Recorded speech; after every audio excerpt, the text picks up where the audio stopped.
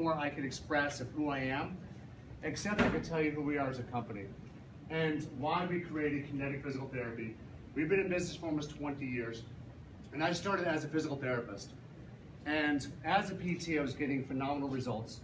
And I had a close friend of mine who was in town, who kept on getting the results that I couldn't achieve as a PT. He was an acupuncturist. And he convinced me to go to acupuncture school. So in 2006, 2007, I decided to go to acupuncture school. And halfway through my schooling, my wife was diagnosed with stage 4 lung cancer. And here I was, I just had a baby. My baby was 6 months old at that time. And I was going to acupuncture school thinking that I would be a physical therapist that specializes in pain management as an acupuncturist. Halfway through my schooling, my wife was diagnosed with stage 4 lung cancer. And I had to, you can imagine the carpet was taken out from underneath us. There had this big dream of us having a white picket fence and this beautiful home and this huge family and having 2.2 children. You know, my life flashed before us. And fast forward, we started traveling the world looking for solutions and looking for healers and really looking into alternative medicine as a whole and seeing what worked and what didn't work. We traveled to Italy, to California, we were in Florida. We went to some of the top named holistic medical doctors in the industry. And unfortunately in 2011, July 27th, my wife passed away and left me with a 3-year-old daughter, 2.5-year-old daughter at that time. And at that time, I did not want to continue medicine. In fact, I stopped practicing because I held myself responsible for the death of my wife. And if you can imagine that feeling of thinking that you were the cause of the death of your loved one, and that's what I carried on my shoulder. And I remember at that time I was just so distraught. I didn't go back to the office. I just did not want to work. I actually looked into going to real estate. I just want anything to do with the healing side of everything I've trained myself to be since 1994. But then an incident happened. I was out with one of my closest friends. He was also a wrestler too, Don. He was a wrestler. We're having a conversation and this woman almost falls. And my first instinct was to run to help her. And then afterwards, I didn't even think about it. Then afterwards, he sat me down and was like, Evan, that's what you were born to do. And so, yeah, you know what? I'm here to present, I'm here to talk, I'm here to educate. But I don't care if I get anything in return. This is my life's mission, because if I could actually present information in such a way that's really captivating and tell a story that's really moving, you guys go home with it. You know what it's like when you're a student and now being a teacher, you want to make sure that everybody's engaged, right? So fast forward in 2011, I went back to work after my father said, he's my business partner. He said to me, Evan, we're $500,000 in debt. The business is about to go bankrupt. I need you to start working again. And so not only did my wife pass away, I'm a single daddy living on the floor of my parents' home next to my daughter, and my business is in failure, it's in jeopardy. But it was a blessing, because the moment I started going back to work, guess who started healing? I started healing. Because the more I help people, the more I feel significant. And the more significant I felt, the happier I felt. And the more happier I felt, the more momentum that created inside my household. And so things started getting better from there. I turned the business around. We created a whole entire new approach to how we serve the community. And like Rob was saying, I always start with servanthood first. We serve, serve, serve until we receive. And I'll give and give and give and give until we get one patient in return. So I give these talks all over Bergen County to multiple school systems, because I know the stressors that not only the teachers are under, but also the students that are under these unbearable stressors that I didn't have when I was growing up. My teachers did not have when they were growing up. My best friend, who was that teacher, is always telling me the stressors that these teachers have. And so about a year and a half ago, we decided to create a process by which we give back to the teachers in the community. And it's easy because insurance covers everything we do. And we provide services where we do free massages for the teachers. And at the end of today, there's actually a massage sign-up list that we offer. So we come into the schools and we offer free lunches and massages. It's our give back. I don't care if you guys ever become patients of mine. That's not my responsibility. My responsibility is to provide a value service. I'm always adding value to you. Well, it was a happy ending. So in 2012, 2013, I met my wife, my current wife, who put me back together again. I was in shambles, and when she met me, I was still recovering. I wouldn't even take my wedding band off from my previous wife until about a year and a half later. And my wife, when I met her, she just pulled me back together. She's the most amazing woman ever. And then in 2017, my wife got pregnant. We had twins, but one died. And he died in my arms at birth. And we have two choices in life, right? We could either bury our heads in the sand and say, you know what, poor me, or we could actually mount up and be like, all right, you know what? How can my story, how can I influence, how can I help more people in my community so that they don't have to live the horrific things, like my wife died in my arms, my son died in my arms, but yeah, I'm still up here communicating to you how to live a long, healthy, happy life. Think about that. And so every loss I've ever had, and they're big losses, we found ways to help and serve more people. And that's why I'm here today. And my goal for today, and my son now, he was actually born 4 months premature. He's now a healthy, young baby boy, 22 months old. You know, so it is truly a blessing. It's a blessing I'm here with everybody. And I appreciate everybody's time because it's the end of the day. I know we're all exhausted. And whoever wants to come up front and listen to some stranger who's bald, who's really charming, present on health. Yes, at least one person, yes. But my goal today is to have you all go home with a few principles and concepts on how to, we call it eat well, move well, think well. Our life is a direct adaptation to our lifestyle choices. So we believe that if you're eating well, and you're moving well, and you're thinking well, the potential for you to have a long, healthy life is very promising. But if we wake up every morning, we look at ourselves and we think that we don't look the way we want to look, or we're not happy with ourselves, so we have social pressures that are telling us to be a certain way, how do you think we're going to feel on a daily basis? We're not going to feel the best. What if we're eating a food that's pro-inflammatory to our body, that's causing inflammation? How are we supposed to think clearly? Then what if we're not exercising enough? You know, they all work hand in hand, but just walking 30 minutes a day reduces the risk of cancer significantly. So some basic fundamentals that are free to you, like exercise, hydration. Those are two common deficiencies most people have, and protein. Those are 3 to the 5 most common deficiencies most people have. The 4th deficiency is vitamin and mineral deficiency, and the 5th one is gratitude. So who has ever been kicked in the gut and said thank you? It's very difficult when hopefully you guys don't mind me cursing, when you're beat up and you're lying face down and you have your heart in your hands, and to stand up and say thank you for that learning lesson. It's easy when things are going great to be grateful. It fucking sucks when life is beating you and kicking you in the stomach to be, thank you God for this opportunity for me to learn from it. So that's the 5th common deficiency, is gratitude, I think. So I practice gratitude every single day. An hour every morning before I start my day, I spend time being grateful for everything. And so this morning I was thinking about you guys and being grateful for me to share my message today with everybody. So my goal for you before we leave is I want everybody to become a biologist. All right? So we have, how much more time, Don? About 10, 15 minutes? Sure. Sure? Ish? All right. So my goal is for everyone to become a biologist before we leave today. So there's a physician, he was an endocrinologist, his name is Dr. Hans Selye.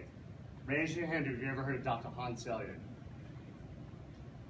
Dr. Hans Selye was a genius endocrinologist, and what he said was that there's #1 cause of disease, and only one cause of disease on this planet, and that disease is called stress. Right? Now, I've bifurcated a little bit. The #1 cause of disease is stress, but 2 reasons why. I chunked it out to traumatic stress and what I call terrain stress. Now, traumatic stress is anything emotionally related. So think about trauma, death of loved ones, loss of a job, somebody cutting you off in the morning on the way to work and you'd be, you motherfucker, right? Like those are traumatic stresses that occur on a daily basis. Now, there's also biomechanical stressors too that fall into that, like poor posture, sitting for a long period of time, traumatic car accidents, if you're an athlete twisting an ankle, right? The average child has fallen about 1,000 times by the time they're 11 years old. All those traumas add up in our bodies, and they create a stress response. Now, the other half of the coin is terrain. Now, terrain is very common in Germany, but it's not really taught in America. But the terrain is likened to, who's ever planted a vegetable in the garden? Okay, who's ever ate a vegetable? All right, so those of you that have never planted a vegetable, but you ate a vegetable, if you think about the soil of that vegetable, if we're all delicate flowers in this room, right, and we want to bloom, we need to have water, sunlight, oxygen above the soil. But in the soil itself, the terrain of the soil, you need enzymes and minerals and bacteria. You want to make sure there's no heavy metal coming into the soil as well. That's going to affect the plant from growing. That's called the terrain of the body. So stress is the number one cause of disease, but two reasons why. We have biomechanical stressors and biochemical stressors. So think about that logically. Now, whenever this occurs, whenever you're under a stress response, can I have a volunteer? Who's coming with me? Who's wearing the same haircut? Schmidt. All right. Mike, Evan, nice to meet you. All right, so I want you to just close your eyes for a second. All right? Exactly. All right, so just respond to what I do. All right, you can open your eyes. So instead of him falling on his face, what did he have to do? He had to adapt. And the adaptation process was him stepping forward. Thank you so much. That's all I needed for it. Thank you. Thank you. All right, so this is where it gets really cool. So the adaptation response to a stressor is what we're going to talk about next. So who's ever been cut off and you curse somebody out? Almost everybody in this room, right? Who's ever been scared before, right? And if you've never been scared, who's ever exercised before? The adaptation response that occurs to either an exercise or a stress response is the same. The heart rate has to go up. Blood pressure also has to go up. Now, when we're under a stress response, do we have to worry about digesting foods? Not really, because it's survival purposes. So if you're a mountain lion. And you scare the crap out of me. So what's going to happen is this, my heart rate, I have to produce two stress hormones, adrenaline and cortisol under a stress response. So adrenaline is very short-lived. It should last about 20 minutes to 30 minutes. Now cortisol, you're a fan now, cortisol should last about 3 to 4 hours. Now under a stress response, adrenaline gets squirted by the adrenals. It causes the heart rate to rise and the blood pressure to rise. Blood flow leaves the digestive system because we don't have to worry about digesting foods. Blood flow also leaves the reproductive system because we don't have to worry about procreating because I'm being chased by a mountain lion. And something really interesting also happens is this. Cortisol elevates, right, under a stress response. The lipid profile changes. Who's ever heard of LDL versus HDL, right? LDL is just bad cholesterol, allegedly. But what happens under an attack of a mountain lion, we produce more LDL cholesterol, the bad cholesterol. Why do we do that? Because if you scratch me, instead of me bleeding out to death, I actually improve my clotting factors with the LDLs. Now think about it in my immune system. Do I have to worry about my cold or a flu that I'm worried about if I'm being chased by a mountain lion? No. So if you're lying in bed with 107 fever and a rattlesnake jumps into your bed, what are you gonna do? You're not gonna lie there and be like, I have a fever. You're gonna jump out of freaking bed because it's such a primitive reflex. It's survival purposes. So think about this. You guys don't know what I just did. I just listed the top 3 causes of death in America. Rattlesnakes, bears, and tigers. Oh my. Heart disease, So cardiovascular disease, cancer, so heart disease, lipid profile changes, LDLs become elevated, clotting factors occur in the arterial system, blood flow can't go through certain areas because it's so clogged and hardened, right? Cancer because our immune system is dysregulated. And the third reason is iatrogenic, which is physician-caused diseases. That's the number third cause of disease in America. Now think about that. Under stress response, all these things are happening. We become dysglycemic, our sugars become dysregulated because of the stress response. Our hormones, we become more infertile because of the stress response. Our metabolism becomes more sluggish. Here's another fun fact about metabolism. Remember I said, and maybe you don't remember, but cortisol should last in the body for about 3 to 4 hours.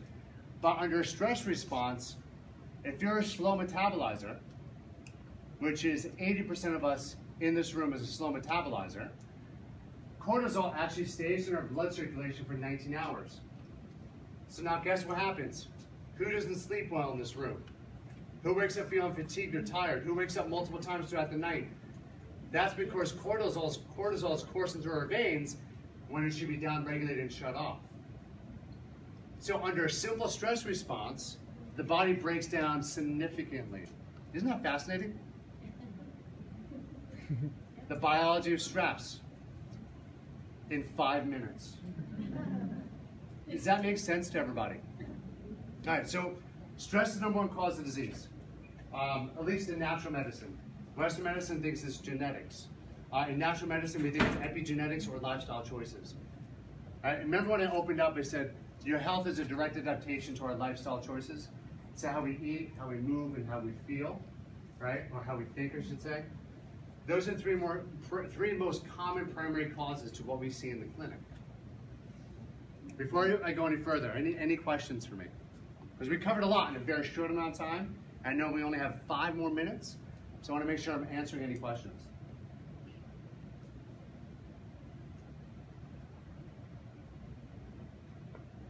Is it interesting so far? Yes. All right, so I want to do 2 more tests on everybody. So I'm going to do 1 guinea pig, and then I need everybody to participate with me on this 1 test. And everybody at home, you can do this with me as well. So the first test, who has a cell phone that I could borrow? Can I borrow your cell phone? I need to use a clock.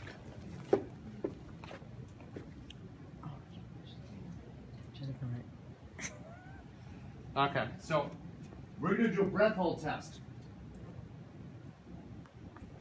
And we're going to do this for 40 seconds. Okay? And when you can't hold your breath any longer, raise your hand up. And keep your hand up until we're done, okay? Ready? Everybody gonna hold your breath. Everybody at home, hold your breath. Ready? 3, 2, 1, hold.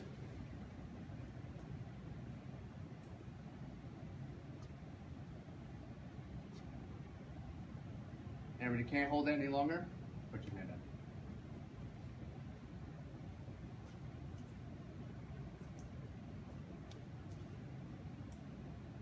You keep your hand up so I can see.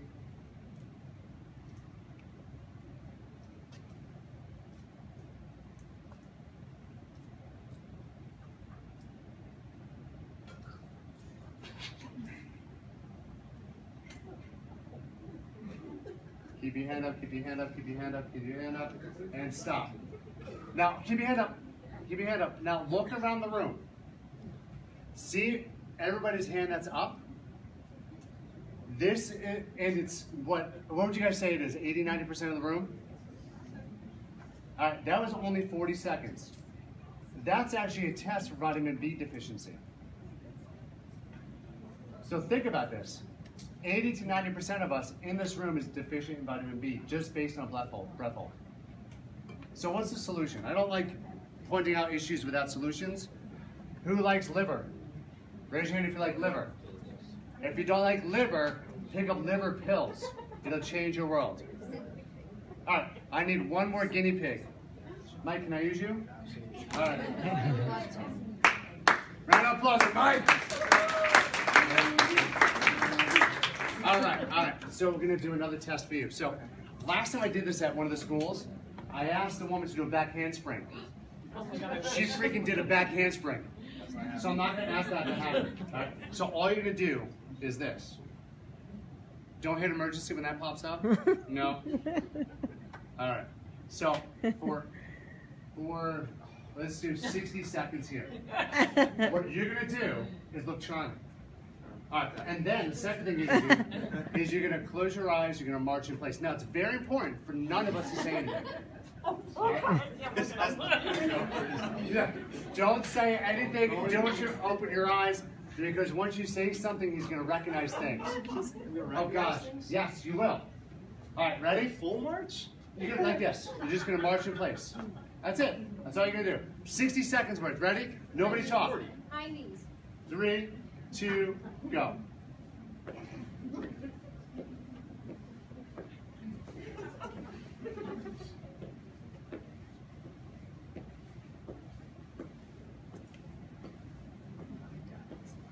She's talking.